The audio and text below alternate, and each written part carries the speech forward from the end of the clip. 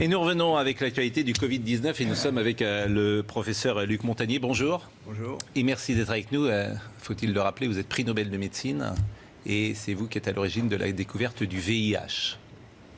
Bon, c'est une longue histoire, mais intéressante aussi pour l'actualité, parce qu'on a une expérience de choses qui se sont passées, qui ont été très difficiles à contrôler là-bas à ce moment-là. Et ce qui a permis de trouver la vérité, c'est comme aujourd'hui. Alors ce qui m'intéresse ce matin, c'est que vous travaillez en ce moment sur le virus. Je travaille, mais pas forcément au labo, puisque on travaille sur ordinateur avec un collègue, et puis c'est tout. On n'a pas d'expérience, on peut dire, mais l'expérience vient de la maladie elle-même, de toutes les mesures qui sont faites actuellement dans les laboratoires sur les patients. Et vous êtes arrivé à certaines conclusions. Alors, nous sommes arrivés à la conclusion qu'effectivement, il y avait eu une manipulation au sujet de ce virus. C'est-à-dire ? Eh bien, qu'une partie, je ne dis pas le total, n'est-ce pas, mais il y a un modèle qui est évidemment le virus classique. Et là, c'était un modèle surtout venant de la chauve-souris. Mais à ce modèle, on a par-dessus ajouté des séquences, notamment du VIH, le virus du sida. Mais quand vous dites « on a ajouté », qui a ajouté ? Moi, je ne sais pas.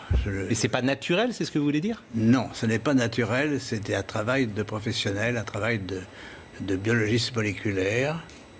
C'est un travail très minutieux. On peut dire d'horloger, on peut dire au niveau des séquences. Mais dans quel but ? Dans quel but, ça n'est pas clair. Moi, j'expose, si vous voulez, mon travail, c'est d'exposer les faits, c'est tout. Je n'accuse personne, je ne sais pas qui a fait ça et pourquoi. La possibilité, c'est peut-être que ils ont voulu faire, on ne sait pas, on a voulu faire un vaccin contre le sida. Donc on a pris des petites séquences du virus et on les a installées dans la séquence plus grande du coronavirus. Alors je suis pas sûr de comprendre tout ce que vous dites. C'est-à-dire que dans ce virus, il y a une part de VIH ? Voilà, c'est ça. Le matériel génétique du virus est un long ruban d'ARN, n'est-ce pas ? Comme de l'ADN, mais c'est de l'ARN. Et dans ce long ruban, à une certaine place, on a fixé des séquences petites de VIH. Mais ces séquences petites ne sont pas petites pour ne rien vouloir dire. Elles ont la possibilité de modifier, par exemple, ce qu'on appelle des sites antigéniques. C'est-à-dire, si on veut faire un vaccin, on peut très bien modifier la protéine qui est exposée pour le vaccin par une petite séquence venant d'un autre virus. Mais vous êtes certain de ça? Parce qu'on a dit que le bruit a couru, que c'était d'une origine humaine, finalement. Et ça a été ensuite réfuté par la plupart des autorités scientifiques, quand même. Il y a quand même une volonté d'étouffement, si vous voulez. Les travaux, nous ne sommes pas les premiers. Un groupe de chercheurs indiens, très, très renommés, avait publié la même chose. On les aura forcés à rétracter. Et on les a forcés comment? C'est-à-dire, c'est annulé. Il y a, si vous regardez leur publication, vous avez une grande bande annulée parce que... Mais ce que vous dites là, la plupart des scientifiques disent le contraire, hein, quand même. Hein. De moins en moins. De moins en moins. Si vous voulez, ceci est arrivé au début de cette année et on voit de plus en plus de travaux qui suggèrent. Mais moi, je suis, on peut dire, hors d'âge. Je suis prix Nobel et je peux travailler librement. J'ai donc aucune pression sur moi qui peut agir. Ce que vous dites, je fais le lien avec ce qu'a dit le président Emmanuel Macron, qui évidemment a un devoir de réserve infiniment plus important que vous, par définition. Et qu'a-t-il déclaré au Financial Times? Il a dit « Il y a manifestement des choses qui se sont passées qu'on ne sait pas ». Bon, ça c'est le premier lien que je fais. Le deuxième lien que je fais, c'est avec Mike Pompeo, le chef de la diplomatie américaine, qui a dit « Nous menons une enquête exhaustive sur tout ce que nous pouvons apprendre sur la façon dont ce virus s'est propagé, a contaminé le monde et a provoqué une telle tragédie. » Et les États-Unis ne semblent pas exclure que le coronavirus provienne d'un laboratoire chinois à Wuhan et évoque une enquête pour faire la lumière sur son origine. Tout ça date des dernières heures. C'est le chef de la diplomatie américaine, Mike Pompeo, qui était interrogé mercredi soir sur Fox News, sur un article du Washington Post qui affirmait que l'ambassade des États-Unis à Pékin avait alerté le département d'État américain il y a 2 ans sur les mesures de sécurité insuffisantes dans un laboratoire de Wuhan qui étudiait les coronavirus chez les chauves-souris. Monsieur Pompeo a été questionné également sur les informations de Fox News selon lesquelles plusieurs sources pensent désormais que le Covid-19 actuel signalé pour la première fois justement à Wuhan en décembre émane de ce même laboratoire, même s'il s'agirait bien d'un virus naturel, pas d'un agent pathogène créé par les Chinois, et que sa fuite ne serait pas volontaire mais due au mauvais protocole de sécurité. Voilà ce qui s'est dit. Mais bien sûr que il faut se méfier. Mais oui, les autres sources. j'entends bien. Et après, on vous interrogera sur la manière dont vous travaillez aujourd'hui pour arriver à ces conclusions-là. Bien sûr. Yvan Rioufol. Ce que vous annoncez est énorme. C'est une bombe nucléaire, si je puis dire. Mais je voudrais, pour bien être sûr d'avoir compris, cette trace de VIH ne peut pas résulter d'un croisement naturel, enfin, ou d'un croisement, en tout cas, entre espèces animales et humaines. Ça ne peut être que la main de quelqu'un d'autre, la main d'un homme. Absolument. Il y a dans cette affaire une concentration, si vous voulez. Vous avez un long ruban, il y a 30 000 bases, si vous voulez, 30 000 signes qui portent le matériel génétique. Et tout est concentré dans les 30 000, dans 1000 bases, même moins de 1000 bases. Donc, qui a attaché des petits morceaux, il y a une partie de ce génome donc, qui est faite en fait du VIH. Mais est-ce que, par exemple, il y a une majorité de séquences du VIH. Est-ce qu'on le voit ? Oui. Ça se voit comment ? Par la séquence. On a un matériel très simple. C'est un système informatique qui permet de repérer une séquence que vous cherchez. Non, mais si je dis, par exemple, pour que les choses soient claires, si je dis du VIH dans le Covid, est-ce que c'est exact ce que je dis là ? C'est exact, mais ça ne veut pas dire qu'il y a assez de VIH pour faire une grande protéine de VIH. Il y a assez de matériel pour modifier ce qu'on appelle un site antigénique, c'est-à-dire modifier un peu la protéine du coronavirus pour la faire reconnaître par le système immunitaire comme VIH. Mais les conséquences sur le VIH, qui est une maladie extrêmement grave et avec les conséquences que l'on sait, les conséquences pour ceux... Et alors là, moi, je fais très attention forcément à ce que je dis, parce que je pense à ceux qui ont eu le Covid-19. Et vous pouvez évaluer aujourd'hui les conséquences. Il serait intéressant de regarder, de voir s'il y a des anticorps produits chez ces patients contre le VIH, contre une protéine du VIH. Ça serait intéressant à faire. Et est-ce que, à votre connaissance, est-ce que vous savez si le professeur Raoult, qui est donc un des spécialistes mondiaux de cette affaire-là, a eu également ce traçage en vue, a diagnostiqué, si je puis dire, cette trace de VIH, et est-ce qu'il y a des médicaments qui peuvent y remédier ? Non, mais il y a eu des médicaments antiviraux, antirétroviraux contre le VIH qui ont eu un certain effet, mais enfin pas aussi bien que l'hydroxychloroquine. Donc ça a été abandonné maintenant. Et permettez une autre question. Tous les soupçons se tournent en effet vers la Chine. Et le président de la République a repris cette thèse, disant en tout cas que la Chine avait menti sur la gravité de l'épidémie, en tout cas au début, dès le mois de janvier. Mais est-ce que vous ciblez également la Chine et un laboratoire chinois dans le fait que cette sorte de terrorisme se serait produit ? Parce qu'en fait, là, on est dans un autre monde. On est dans le monde du terrorisme bactériologique. Pas terroriste, parce que ce serait pour créer un vaccin. C'est accidentel, c'est pas du terrorisme. Oui, voilà. Là, non, attendez, est-ce que ce serait accidentel ? Non, j'ai compris que c'était volontaire et non pas accidentel. Oui, mais vous avez dit un vaccin. Non, mais vous avez dit vous-même que c'était une volonté que d'avoir à associer deux. Oui, mais pas à des fins pas pour tuer les gens, si on peut dire. D'accord. Ça serait, j'ai bien compris, c'était pour créer un vaccin. Probablement, c'est pour faire contre le VIH. Pour faire, si vous voulez, seuls les gens qui ont fait ça pourront dire un jour la vérité, totalement. Mais alors, pardonnez-moi, je comprends pas. Pardonnez-moi, mais ça a été attesté par d'autres Médecins, chercheurs, scientifiques, laboratoires, etc. Il y a plusieurs groupes qui ont fait la même chose, mais l'ont fait en, disons, un peu en catimini, enfin sans trop faire de bruit. Mais il y a plusieurs groupes, oui, ça circule, si vous voulez. Mais pardonnez-moi, parce que je pose toujours des questions. On fabrique ça en laboratoire. On veut fabriquer un vaccin contre le VIH. Bon, comment après ce vaccin il sort? Quoi, ce virus il sort? Comment il sort du laboratoire? Il est produit par le laboratoire. À ce moment-là, c'est ce qu'on appelle un recombinant.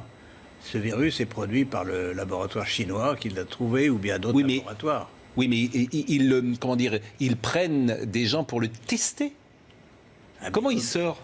Bien sûr, alors si on parle d'un... Là, c'est un autre sujet, c'est un vaccin contre le coronavirus. Non, mais je veux savoir comment il sort du laboratoire. Comment de la fabrication d'un vaccin contre le VIH, on arrive à une pandémie mondiale? C'est ce lien-là que je ne saisis pas. Parce qu'ils ont fait une construction donc, qui est un virus corona, un ARN de virus corona, et dans une petite partie de ce ruban, vous avez les séquences VIH, de telle façon qu'elles soient exposées, bien sûr, au système immunitaire.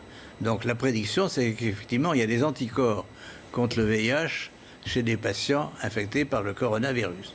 Ceci, on ne peut pas le démontrer. Oui, mais vous ne me dites pas comment il sort. C'est parce qu'on prend des patients et on va tenter de tester ce vaccin qu'on est en train d'élaborer et qu'après, il se diffuse comme ça. C'est ça que je ne saisis pas. Là, ça va prendre beaucoup de... On parle d'un vaccin en général à partir d'un coronavirus. Ça va prendre beaucoup de temps, effectivement. Il faut montrer d'abord des expériences chez les animaux, chez les souris. Oui, mais j'ai l'impression que et ensuite, j'ai l'impression que je me fais mal comprendre, en fait. Fabrication du vaccin dans le laboratoire. Fabrication. Nous sommes d'accord. Vous nous dites, effectivement, on cherche... le vaccin...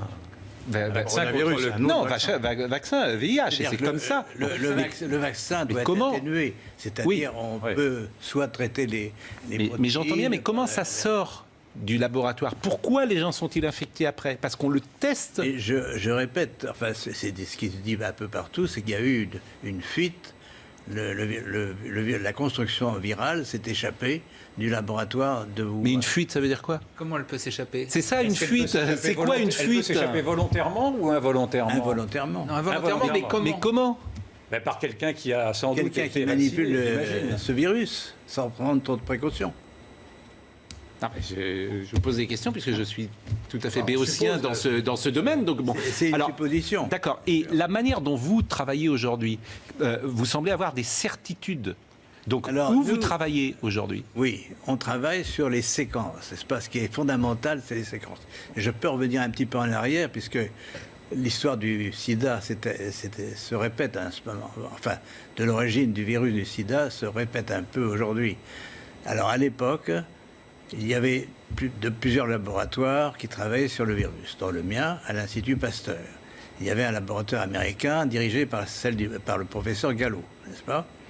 Et il s'est démontré par les séquences que le virus que j'avais envoyé au docteur Gallo a été rebaptisé par un autre nom, mais c'était le même virus. Pourquoi le même virus? Parce que les séquences étaient identiques. Et il faut bien voir que les virus, c'est des agents qui varient tout le temps, n'est-ce pas? Et surtout les virus avec de l'ARN, il y a toujours des mutations. Je vais y revenir parce que c'est très important pour l'explication de l'épidémie aujourd'hui. Mais donc, à l'époque, on a eu la démonstration, l'Institut Pasteur a démontré que la séquence qui était celle du virus isolé à l'Institut Pasteur et celle du virus américain était la même, absolument la même. Caractère par caractère. Donc là, on a déjà, si vous voulez, la biologie moléculaire, par les séquences, peut dire si un virus est identique à un autre ou non. D'accord? Et donc, si vous avez une séquence étrangère dans le coronavirus, aujourd'hui, eh bien, vous la détectez facilement par ce qu'on appelle la bioinformatique, n'est-ce pas? Et pourquoi on ne le fait pas, ça? Et pourquoi ça n'a pas été fait? Pourquoi ça n'a pas été fait? C'est ça que je sais pas. Parce que c'est de la biologie moléculaire. Alors, nous sommes un petit groupe qui travaille là-dessus depuis longtemps, mais on n'est pas les seuls. Je répète, les Indiens ont trouvé la même chose et l'ont publié, et on leur a demandé de rétracter ensuite. Mais quand vous dites c'est mystérieux, c'est qui demande à rétracter, qui a demandé aux Indiens de se c'est rétracter? l'éditeur de la revue. C'est l'éditeur de la revue. D'accord. Mais Oui, l'éditeur peut-être de qu'il la considérait revue... que c'était Non, mais pas- pourquoi quelqu'un, En fait, ce que vous nous dites paraît simple, c'est-à-dire que, comme il y a plusieurs séquences, hein, si j'ai bien compris, il y a plusieurs séquences dans ce virus, par définition, ces séquences ont artificiellement été mises en place dans ce virus, on est toujours d'accord, et que ça se voit pour n'importe quel virologue va le voir immédiatement. Alors, Bon, si ça vous paraît voulez- simple. Donc pourquoi personne ne dit, attention, ce virus, il n'est pas naturel, il y a quelque chose qui a été fabriqué, il y a quelque chose d'artificiel là-dedans, et pourquoi personne ne le dit? Alors, il y a une réponse a été mauvaise dit un là-dessus, c'est que ces séquences sont courtes. Et certains disent, elles sont trop courtes, c'est le hasard, etc., etc. Ah, donc il y a une polémique sur la question. Il y a alors. une polémique sur la question. D'accord. Mais on répond tout de suite, parce que ces longueurs sont quand même des longueurs qui portent une information génétique. Contrairement à ce qui est dit, que c'est le hasard, c'est pas vrai. Et qu'est-ce qu'on appelle précisément une séquence pour un virus? Alors, une séquence, c'est la séquence des nucléotides, n'est-ce pas? Il y a 4 nucléotides différents. Ça, je suis pas beaucoup avancé. Un peu perdu là. Je suis pas beaucoup. Je suis pas beaucoup On avancé. est tous codés. Oui, non, mais si je comprends Oui. bien, il y a une discussion sur l'analyse de cette séquence, parce qu'il y a des gens Mais qui disent j'ai répondu à c'est ça. le hasard. C'est ça? J'ai répondu, c'est pas le hasard. Le hasard. Vous dites c'est pas le hasard, mais bon. Non, mais vous dites le contraire, mais il y a ce d'autres que qui vous disent êtes que c'est en le fait, hasard. ce que vous êtes en Non, train il y a de dire sur d'autres plateaux, effectivement, je reprends l'expression d'Yvan, c'est une bombe. Pourquoi? Parce que vous n'êtes pas n'importe qui. Vous êtes prix Nobel de médecine et vous êtes celui qui a découvert le VIH. Donc votre voix, elle porte. Forcément, et il va avoir des conséquences de ce que nous sommes en train de dire là. Le professeur Delfrécy, par exemple, mes responsabilités, j'ai pensé qu'il fallait effectivement que j'en parle une fois qu'on a été sûr. Si vous voulez, on a. et vous êtes sûr Et depuis professeur- combien de temps? Pourquoi n'en parlez-vous pas au professeur Delfrécy? Pourquoi n'en parlez-vous pas au professeur Raoult? Pourquoi ne vous Ah, mais renseignez je suis prêt à en parler. Mais pourquoi ne l'avez-vous pas fait dès à présent? C'est ça que je n'arrive pas non plus à comprendre. Si, c'est-à-dire qu'il y a un processus qui prend du temps. On a envoyé bien sûr des publications. Il y a déjà une publication. hein, D'accord. dans une revue indienne. Parce que, je le répète, il y a une pression Cette énorme. publication indienne, elle date de quand? Elle date de quelques semaines. Quelques semaines. Oui. Et vous dites qu'il y a une pression énorme. Il y a une pression énorme pour que tout ce qui est elle vient sur d'où, l'origine cette du pression virus, c'est le blackout, n'est-ce Mais pas? pourquoi il y a C'est cette pression? la Chine, c'est la Chine posez la qui question. impose ce blackout? C'est la Chine, c'est le gouvernement chinois actuellement qui veut maintenant poser sa signature, si vous voulez, sur tout ce qui est produit en Chine sur l'origine du virus. Mais il ne peut pas contrôler le monde entier, bien sûr. Donc nous sommes en dehors de la Chine. D'ailleurs, on pense que la Chine est aussi une victime dans cette affaire, par la fuite, par l'échappement du monstre qu'ils ont créé. Donc, si vous voulez, mon rôle n'est pas d'évaluer Mais les la Chine a responsabilités. identifié ce qu'elle a créé. La Chine sait en fait ce qu'elle a créé. La Chine, sa version officielle, le virus vient du marché aux poissons de Wuhan. Ce qui ne serait pas vrai, donc. Voilà. Donc ce qui ne serait pas vrai. Ben non, Ouais. c'est pas. Et si vous tout à montrez fait le pensé. séquençage que vous avez fait là, n'importe quel spécialiste, il va dire oui, effectivement. Ah oui, c'est. Ça, vous êtes sûr de ça? Ah oui, c'est pour ça. Mais que il peut maintenant, avoir une pression de l'OMS, par exemple? il peut y avoir une pression de tous les organismes mondiaux ou nationaux qui ont un intérêt à cacher la vérité. Quel dans intérêt cette ils auraient à affaire. cacher les choses? Parce que les Chinois, on peut le comprendre, mais les autres? Je ne sais pas. Et vous connaissez beaucoup de grands chercheurs. Vous leur en avez parlé. Vous leur avez envoyé vos études. J'ai envoyé, bien sûr, ces résultats à un certain nombre de collègues. Et ils répondent quoi? Ben, si vous voulez, c'est des faits, on ne peut pas les nier. Et sur Bon, la démarche je vous propose de marquer une pause. Et, Sur la démarche Ouais. scientifique elle-même, est-ce que vous trouvez rationnel d'avoir voulu associer à un moment donné, pour un chercheur, le Covid et Le VIH, non, je trouve ça Le assez VIH. bizarre. Bizarre, C'est d'accord. assez bizarre. Parce que le VIH, c'est encore très dangereux. Ça n'a aussi. donc rien à voir, a priori, ça ne pouvait pas ça ne pouvait pas donner Mais quelque chose. les faits sont là. Les faits sont là, d'accord. on va D'accord. poursuivre et vous nous direz, parce que vous nous direz également si ce virus mute et évolue et s'il s'affaiblit. Et je pense que c'est Exactement. également ce que vous avez remarqué, puisque le virus aujourd'hui, il se déplace d'ouest en est. d'est en ouest, pardon, En ouest. d'est en ouest, En ouest. et il est aux États-Unis. Et vous avez remarqué qu'aux États-Unis, il est beaucoup plus faible et il a perdu d'une certaine manière sa virulence. Chez certains patients. Bon, à tout de suite. C'est dingue. Luc Montagny est avec nous ce matin. Vous avez déclenché évidemment quelque chose sur les réseaux sociaux d'absolument incroyable. Vous nous dites ce matin deux choses, que le Covid-19 a été artificiellement fabriqué dans un laboratoire de Wuhan à partir du virus d'origine. Et Il n'a pas dit ça. Hein. Il a supposé que c'était à Wuhan. Bah, il n'y était pas à Wuhan, oui. non, mais Il a regardé le voilà, c'est ce que, séquençage, en tout lui. cas, a Il été y a en tout cas dans un laboratoire. à Wuhan qui est capable de le faire. Voilà. C'est tout ce que je peux dire. Donc c'est ce que vous nous dites. Et vous nous dites qu'il y aurait dans ce virus une part de VIH. Vous avez déclenché évidemment une tonne de réactions. Parmi celles-là, d'ailleurs très simples, les gens se posent des questions très simples. Est-ce que le fait d'avoir des segments du VIH dans le Covid-19, on pourrait le transmettre sexuellement? Je ne crois pas. Je pense que ce virus est quand même essentiellement un coronavirus, n'est-ce pas? Donc il se transmet par la voie respiratoire. Donc ça reste un virus respiratoire, même s'il a été fabriqué tel que vous l'avez dit Oui, tout à parce l'heure. que, je répète, les séquences de VIH sont très petites, minoritaires, par l'ensemble des gènes, dans l'ensemble des gènes du coronavirus. Et elles n'ont pas les mêmes conséquences que le VIH lui-même. Ça, a priori, c'est ce que vous disiez aussi. Oui. Bon. Mais peut-être avec une réserve, c'est que si on travaille sur la protéine de surface d'un virus, on peut modifier son tropisme, c'est-à-dire il va attaquer d'autres types de cellules qu'au départ. Alors, l'omerta, est-ce qu'elle s'expliquerait, l'omerta Oui, je vous en prie. Il faudrait peut-être, avant d'élaborer sur cette information, connaître la réaction des milieux scientifiques les plus officiels. Quoi. Ils vont venir, ça va venir, j'imagine. C'est la première question que je me poserais, moi. Mais par définition, à l'heure à laquelle nous parlons, ces milieux sont en train peut-être de découvrir ce que vous dites. Nous avons Parce que s'ils l'ont caché, c'est intéressant. Nous avons les faits, et je répète, il y a une publication indienne au départ, mais qui a été supprimée par la pression de l'éditeur. Alors, je vais vous poser une question.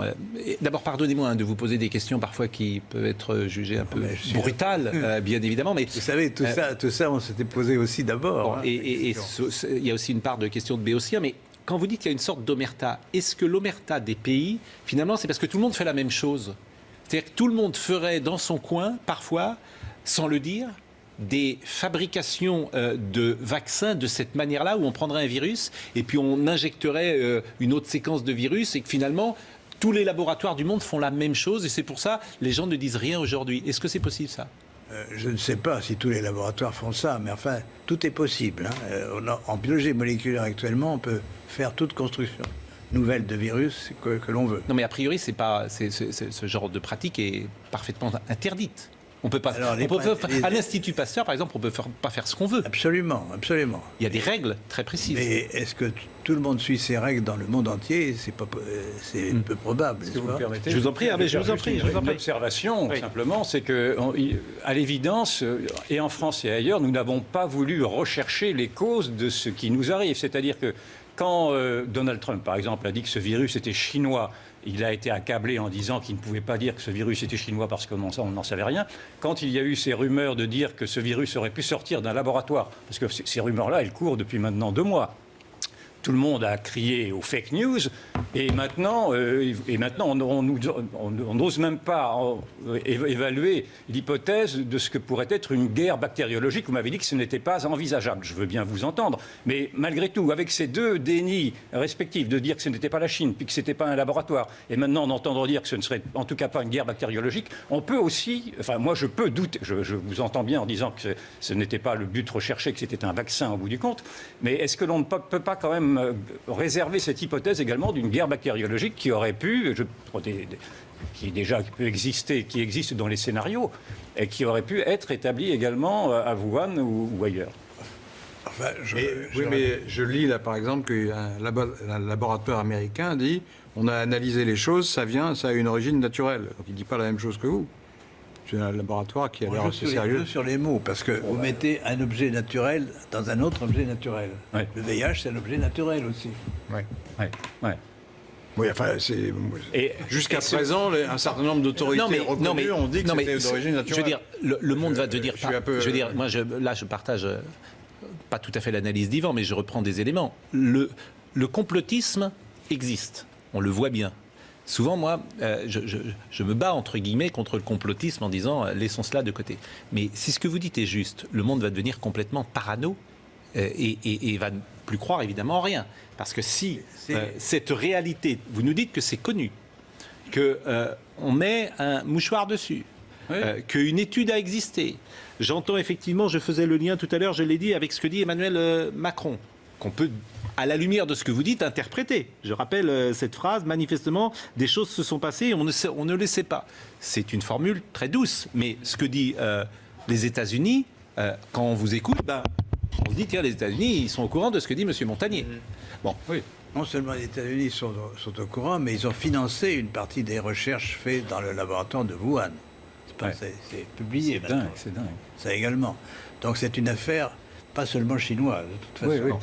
Alors, non, si on veut se rassurer quand même, puisque vous avez continué de travailler sur ce virus aujourd'hui, il a perdu, dites-vous, toute sa virulence et vous imaginez qu'il ne sera plus précisément dangereux ces prochaines semaines. Effectivement, ce qui est intéressant, si vous voulez, c'est que mon collègue mathématicien, Pérez, pense qu'il y a une sorte d'harmonisation des séquences de l'information génétique qui est portée aussi bien par nos propres chromosomes que par les virus. Donc, la nature n'accepte pas n'importe quoi. C'est-à-dire, on peut faire n'importe quoi à la nature, mais si vous faites une construction artificielle, elle a peu de chances de survivre. C'est-à-dire que la nature aime les choses harmonieuses, et ce qui n'est étranger, par exemple, un autre virus venant d'un autre virus, n'est pas bien toléré. Donc, ce qui se passe au fur et à mesure qu'il y a l'épidémie qui se développe, notamment aux États-Unis, où c'est le plus grand nombre de cas, il y a une évolution par des mutations, n'est-ce pas? Les séquences vont muter. Muter, ça veut dire un nucléotide changé pour un autre, donc on modifie le code génétique, mais ça veut dire aussi des délétions, c'est-à-dire il y a des morceaux entiers du génome, et notamment, alors ce qui est extraordinaire, c'est que justement la région qui porte les séquences VIH mute beaucoup plus vite que les autres. Donc, et même elle disparaît par délétion. Donc on a des patients dont on a isolé le virus et fait la séquence du virus dans la partie ouest des États-Unis, à Seattle, et cette séquence est presque démolie et ne marche plus.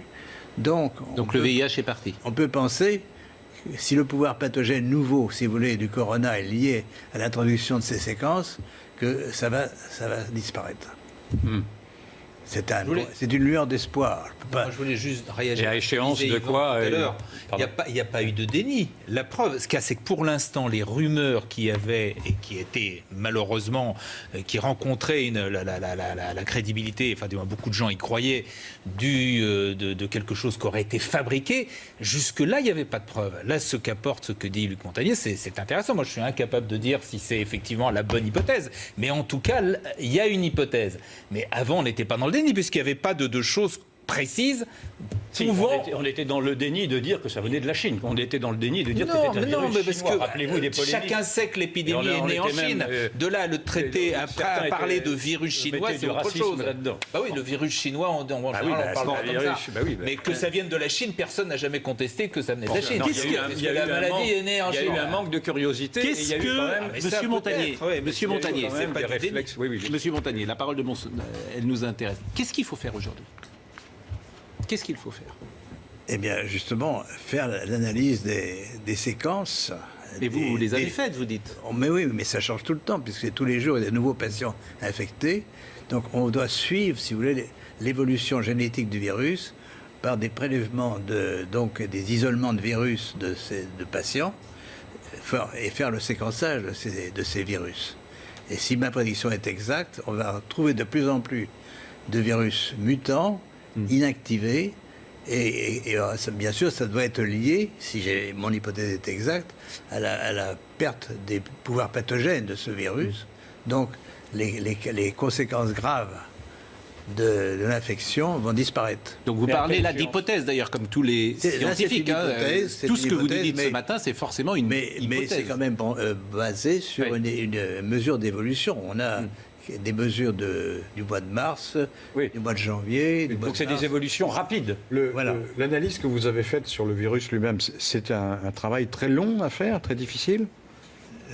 Non, l'analyse informatique est pas difficile. Alors du tout. pourquoi d'autres ne l'ont pas faite alors? Mais ça va venir, je pense. C'est pas parce que personne n'a mentionné pour l'instant. C'est une découverte de nous-mêmes d'ailleurs. C'est vous qui l'avez découvert. C'est nous qui l'avons Oui, d'accord, découvert. d'accord, ouais. Et en principe, si nous avons raison, ben, ça va augmenter. D'accord. Le nombre de virus mutants va augmenter plus le temps Et passe. si j'ai bien compris votre raisonnement, vous nous avez dit d'ailleurs dans une très jolie phrase que la nature aimait l'harmonie. Oui. Et donc dans votre raisonnement, ce virus-là va se défaire assez rapidement, si je comprends. Exact. C'est Il ça. va perdre ses séquences. Mais rapidement, ça veut dire quoi rapidement? Pour vous, rapidement, c'est quoi? C'est en mois? C'est en année? Au fur des mesures des transmissions. Hein. C'est pour ça que l'épidémie nous apprend. Évidemment, il est regrettable qu'il y ait cette épidémie. Donc il faut par tous les moyens, vous posez la question, par tous les moyens connus, il faut empêcher qu'elle se progresse. Mais aux États-Unis, là, c'est une véritable explosion. Il y a maintenant 500 000 personnes qui sont infectées aux États-Unis. Est-ce que la contagiosité de ce virus est précisément liée à sa fabrication artificielle, selon vous? C'est possible, oui. C'est possible. Parce que la transmission est liée, si vous voulez, à l'association entre une protéine du virus et un récepteur sur les cellules. Et donc, plus le virus trouve de récepteurs sur ces cellules, plus il va pouvoir se coller et pénétrer, et donc transmettre l'information. Et quels sont les moyens pour lutter, selon vous, contre cette contagiosité? Le confinement est la bonne solution? Si vous voulez, moi j'ai une solution un peu d'avant-garde, parce que je travaille là-dessus pour d'autres raisons. C'est que les ondes peuvent modifier les fréquences, certaines fréquences d'ondes peuvent modifier la présence de ces séquences. Comme elles sont étrangères, peut-être on va pouvoir les distinguer du reste du coronavirus et les détruire d'une façon sélective. Là, c'est de la science-fiction pour l'instant. Et là, je ne peux la vérifier que si j'ai les moyens de le faire. Autrement, je pourrais... Les ondes, c'est-à-dire? Oui, parce que je ne suis pas sûr de comprendre. Qu'est-ce que vous appelez les ondes? Les ondes, ce sont des ondes électromagnétiques, n'est-ce pas? Qui pourraient séparer? Nous sommes environnés d'ondes électromagnétiques. Pourquoi ne pas utiliser une partie de ces ondes pour détruire des séquences sélectivement d'ARN ou d'ADN? Bon, c'est une possibilité, ce n'est pas une certitude, bien sûr. Mais est-ce que ce virus, ce nouveau virus, accélère les défenses immunitaires, pardon, je n'arrive pas à trouver le mot, accélère le fait que nous n'ayons plus les défenses immunitaires susceptibles de nous défendre, ou est-ce que ça n'a pas de rapport? Est-ce que cela éradique les défenses immunitaires ou pas? Alors, effectivement, moi je pense, si vous voulez, qu'on vit dans un environnement très différent de celui de nos ancêtres, et sans se rendre compte, enfin, on adore les ondes, on communique par les ondes tout le temps, n'est-ce pas? Mais il y a des projets encore de plus en plus importants pour que ces ondes soient encore plus autour de nous. Alors, je répète, et c'est un sujet à étudier, c'est pas le rôle des ondes. On a dit, par exemple, que la ville de Wuhan était très en avance pour l'installation d'antennes 5G, n'est-ce pas? Oui. 10 000 antennes sont dans cette région. Et donc, elles ont pu contribuer au pouvoir pathogène du virus. Ah d'accord. Mais merci. Malheureusement, alors c'est vraiment, on est déjà en retard. On est déjà en retard. Mais J'ai vu. Là, est-ce qu'on peut avoir 5 minutes de plus? Je le demande d'ailleurs à Marine Lançon et peut-être à notre ami Jean-Marc Morandini. Est-ce qu'on peut exceptionnellement déborder un peu? Parce que c'est vrai que ce que vous nous dites est si important dans cette séquence. Parce que je lis là dans le... C'est une fiche, je crois, que vous avez été contesté violemment par d'autres prix Nobel sur des thèses scientifiques. Il y a une pétition qui a été faite contre vous, c'est ce que je lis là. Hein. Ah, mais ça, c'est une autre histoire. C'est une autre histoire. Oui. Mais c'est frappant quand même que tous les prix Nobel se liguent contre vous. Pas tous les prix Nobel. Ouais, une partie, en tout cas. Il y a une partie, hein, c'est pas... Mais Non, mais pourquoi ils sont ligués contre vous? Parce que, si vous voulez, j'ai défendu les thèses de Jacques Benveniste sur la mémoire de l'eau. Ah oui, Et je ils ont été réfutés, non? Non, monsieur. Elles ont été... Ah bon? C'est pareil, il y a une sorte de voile. On empêche les recherches là-dessus. Benveniste, il a cherché longtemps, il n'a pas été empêché. Non, mais C'est que les gens ne croyaient pas à sa théorie, surtout. C'est pas tellement qu'il a été empêché. Si, enfin, il a été... Enfin, moi, je l'ai connu. Benveniste, lui... Il a été maltraité, on peut dire. Non, mais Laurent Geoffrin, la vérité, Oui. c'est qu'on ne peut pas apporter la contradiction à monsieur. Non, je ne me Montagnier. l'apporte pas. Je ne me permettrai à pas, nous, moi, de le faire. moi, Mais ce qui m'intéresse, je lis un voilà. article qui dit le contraire. Oui, Donc, voilà, c'est pour ça. mais c'est. Donc je m'interroge. J'entends bien. Donc je m'interroge. J'entends bien, mais on voit que dans cette séquence, beaucoup de médecins ne sont pas d'accord, beaucoup de scientifiques ne sont pas d'accord. Oui, c'est ce que je voudrais souligner. Et, voilà, et c'est pourquoi d'ailleurs vous étiez là ce matin. Ce que vous dites est ahurissant. Ahurissant. Disons-le. Ce que vous dites est effectivement, et je vous remercie d'être venu sur le plateau de CNews nous l'avoir dit, mérite la contradiction, par définition, la contradiction scientifique. Ce que je viens de dire, c'est un article du Figaro. Ouais. Non, mais Je viens Non, de mais trouver ça dans le... vous avez parlé vous-même d'hypothèse, et c'est ce mot aussi que je veux retenir, comme souvent les scientifiques avancent en parlant d'hypothèse, et malheureusement on ne peut pas continuer cette discussion, mais je ne doute pas que nous pourrons la poursuivre et vous entendre de nouveau. Ce qui vous permettez, le plus important, c'est pas l'origine, si vous voulez, c'est intéressant l'origine du virus, mais c'est surtout qu'est-ce qui va se passer maintenant pour nous tous. Oui. C'est la question que je vous ai posée tout à l'heure. Je vous réponds en partie, il y a une possibilité, une lueur d'espoir que cette épidémie disparaisse parce que le virus va s'autodétruire. Voilà. Mais est-ce qu'il faut s'attendre, et ce sera peut-être ma dernière question, à des pandémies de ce type régulièrement? Alors, il faut éviter absolument que ça se reproduise, c'est évident. Alors, donc, je crois que les règles, si vous voulez, éthiques des chercheurs, il faut que tout le monde les respecte. Et c'est des règles éthiques aussi pour les médecins. On ne tue pas par le traitement. Never. Non primum non nocere, je parle le latin. Et donc, ça, c'est vraiment fondamental. Là, merci beaucoup. C'est terminé. Il y a une faute éthique à vouloir associer les deux. C'est fini, Yvan. D'accord. On déborde déjà de plus de 5 minutes. Je vous remercie. Merci à vous de m'avoir... Mais bien sûr, c'est absolument passionnant. Votre question, vous l'avez posée, c'était quoi votre question que vous disiez? Est-ce qu'il y a une erreur éthique à avoir voulu associer le Covid au VIH? Je crois. C'était important, effectivement, d'entendre votre réponse. Vraiment, merci beaucoup, Monsieur Montagnier. Je vous remercie grandement. Merci à Marine Lançon. Merci à Annalisa Capellini qui était avec nous aujourd'hui. Merci à Stéphane Gallardo qui était à la réalisation, à Rémi, à Guillaume. Pardon pour ceux que nous devions recevoir dans ces dernières parties de l'émission, mais elle a été chamboulée. Merci vraiment à tous. Rendez-vous lundi. Merci, Monsieur Montagnier. Et que Jean-Marc Morandini me pardonne pour ces quelques minutes de débord.